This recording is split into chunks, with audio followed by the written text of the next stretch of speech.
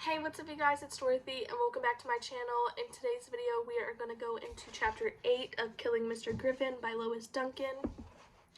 I am a little sick, I've got a cold, so if I cough a little bit like I did in the last video, that's why.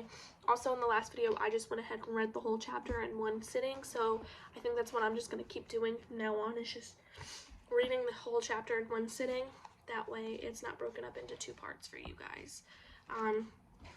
So let's get right into this. This video may contain sensitive topics and foul language. If you do not wish to continue, please click off the video now. You have been warned. Chapter 8. The first time David phoned Mr. McConnell answered. "I'm sorry," he said. "Sue's lying down. She doesn't feel well tonight." The second time he called an hour later, he'd received the same answer, this time from her brother.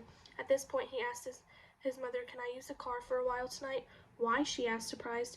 There was no reason not to be truthful. "There's a girl I'd like to talk to." "Oh," his mother said with interest. "The same girl you went and took that picnic with last weekend?" "That's the one." "I think it's nice that you're interested in a girl," Mrs. Ruggles said. "What's she like, Davy? Why haven't you told me about her?" "I did. I said I was taking her to a picnic." "I know, but you made it sound like she was just one of the group. Tonight you want to see her alone? That must mean that she's at least a little special." "She's just a girl," David said. "She's in one of my classes." "Bruce, knock it off." "Is she pretty?" "Not really." That sounded funny. He rephrased it. "You might not think so. She's very bright. I've wondered what sort of girl you would be attracted to. Your father liked them pretty." "I guess he must have," David said dutifully. "He married you, didn't he?" "No, I mean later. He liked them very pretty and innocent and young. Of course, he looked so young himself. I'm sure they never guessed he was the father of a child. Do you remember him at all, Davy, your father?" "Yes," David said, going tense inside, as he always did when they touched upon this subject. "He used to play on the floor with me and pretend he was a bear." "Yes, he was perfectly happy to romp with you. He was playful like a little boy himself. It was the responsibility of supporting and raising you that he couldn't face up to." His mother's expression was strange, torn, half wanting to remember, half closing the door upon everything. The closed door one. "What's your girlfriend's name?" "She's not my girlfriend. Just a regular friend. Her name's Sue." "A nice down-to-earth name. All right. Take the car, but for heaven's sake, drive carefully, will you? When will you be home?" "Not late, Mom." "Be sure you're not. I won't be able to sleep until you're home, and I have to work in the morning." And then, unpredictably, she smiled and asked, "Do you need some money?" "No, thanks. I have a little. Besides, we won't be doing anything much." "Have a good time," she said, and she handed him the keys. When he reached Susan's house and rang the doorbell, Mrs. McConnell answered. "Oh, hello, David." She remembered his name. "Sue isn't feeling well, but I'm sure she'll want to see you. Sit down and I'll go check on her and see if she's awake." A few moments later she came back downstairs and her daughter was with her. "Hello, David," Susan said stiffly. Her eyes shifted past his, not quite meeting them. She did not, indeed, look sick. Her nose was red and her face was puffy and bruised-looking. "I've got the car tonight," he told her. "I thought you might want to take a ride somewhere and maybe get something to eat."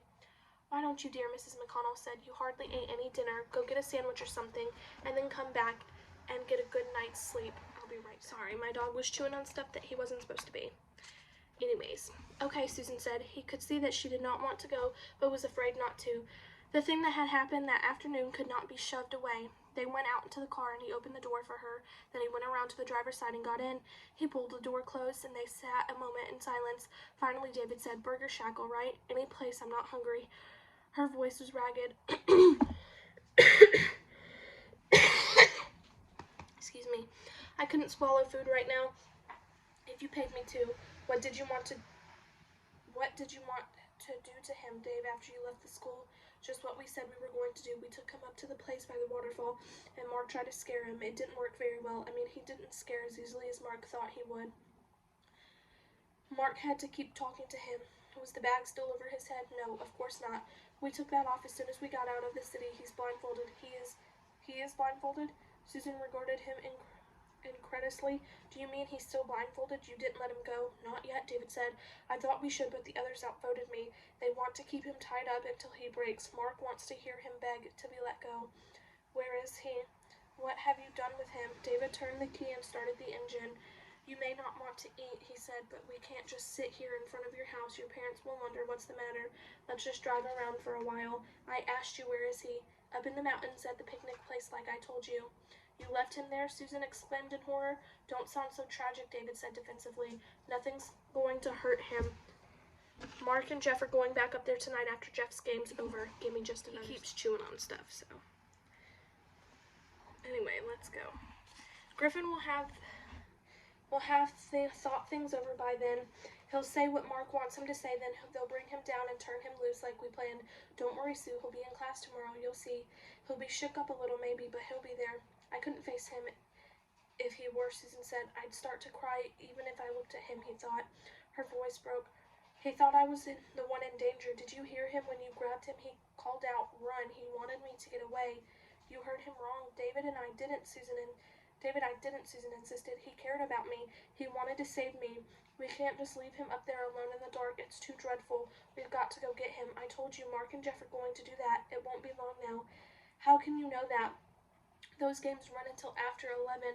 By the time Jeff gets showered and changed and out of there, it could be midnight. Then who knows? Maybe they'll decide not to go at all. Maybe they'll tell each other we'll do it in the morning. They wouldn't do that, David said, but even as he spoke, a shadow of doubt shifted across his mind. Was it possible they might do exactly what Susan was suggesting? As she said, it would be late and Jeff would be tired and hungry. He never ate before a game and was always starving afterward. It was inconceivable that he and Betsy and Mark might stop somewhere for a hamburger, and time would slip by. It would be Betsy's curfew. Jeff would have to take her home, and then there would just be himself and Mark. Jeff was the one who owned the car, and if he was worn out from the game, they wouldn't do that. David said again, but in his uncertainty showed in his voice. At least I don't think they would. We can't take the chance, Susan said. We've got to go up there right now. Up to the mountains? Are you kidding me? Just you and me without Mark? We can untie him and bring him down as well as they can. It's gone too far, Dave. It's not fun anymore. When you told me about it at first at the picnic, I thought it would be fun, but it isn't. It's awful. She was crying now. In the faint light of the street lamp at the corner, David could see the glitter of her tears sliding out from underneath the rim of her glasses and making shiny streaks down the sides of her face. The sight upset him more than he would have expected. Well, he said, hell, I guess we could. It's just that Mark would be so pissed off when he plans something he likes to go his way. Get off of that. You're gonna break it.